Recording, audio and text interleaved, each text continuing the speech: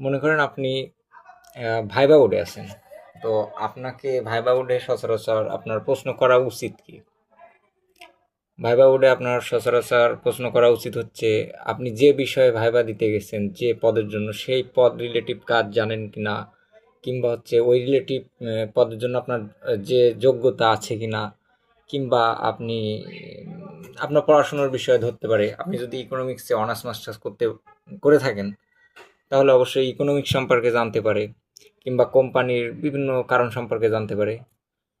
এখন ভাইবা বোর্ডে যদি আপনাকে বাদ দেওয়ার জন্য বিভিন্ন ধরনের প্রশ্ন করা হয়, বাদ দেওয়ার জন্য, নেওয়ার জন্য না, নেওয়ার জন্য যে প্রশ্নটা করা হয় সেগুলো হচ্ছে তারা করে না, কারণ তাদের আগে থাকতে লোক নেওয়া থাকে।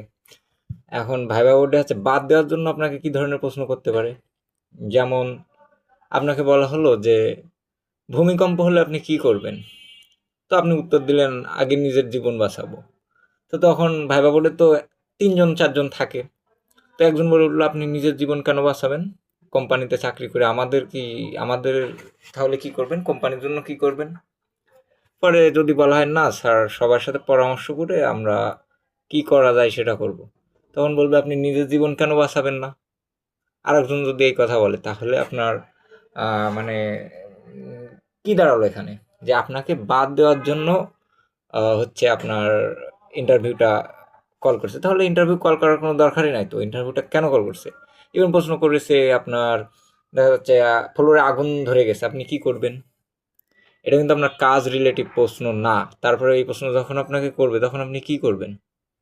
তখন উত্তর আপনি ওখানে যেহেতু ৩ জন থাকে, কিংবা ৪ জন থাকে, কিংবা ২ জন থাকে, তো আপনি উত্তর দিলেন যে ফ্লোরে আগুন ধরে গেলে অবশ্যই সিঁড়ি বেয়ে নিচে নেমে আসবো, নিচে চলে আসবো।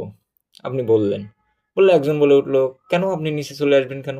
তাহলে আমাদের কোম্পানিতে চাকরি করে আপনি কি করবেন? তাহলে তখন আপনি যদি বলেন যে আমি আসলে আগুনটা নেভানোর চেষ্টা করব, করে কোম্পানির সবাইকে রক্ষা করার চেষ্টা করব। তখন আপনাকে বলবে, আপনি কেন নিজের জীবন রক্ষা না করে আমাদের জীবন বাঁচাবেন? মানে আপনাকে বাদ দেওয়ার জন্য তাদের যত ধরনের কর্মসূচি আছে তারা আপনার করবে। তাহলে তো আপনাকে ভাইবা বোর্ডে ডাকার কোনো প্রশ্নই আসে না। যাই হোক, অবশ্যই ভাইবা দিতে গেলে উম, এমন আহ, প্রশ্নের সম্মুখীন আমাদের হতে হয়। তো যার কারণে আমরা ভাইভাতে যাওয়ার আগে প্রিপারেশন আমরা যতই নিয়ে যাই না কেন, আমাদের এই উল্টোপাল্টা প্রশ্নগুলো তারা করে থাকে। তো যাই হোক, সকল চাকরি প্রতিষ্ঠান যেগুলো আছে, যেখানে চাকরির সুযোগ আছে, তাদেরকে বলবো আপনারা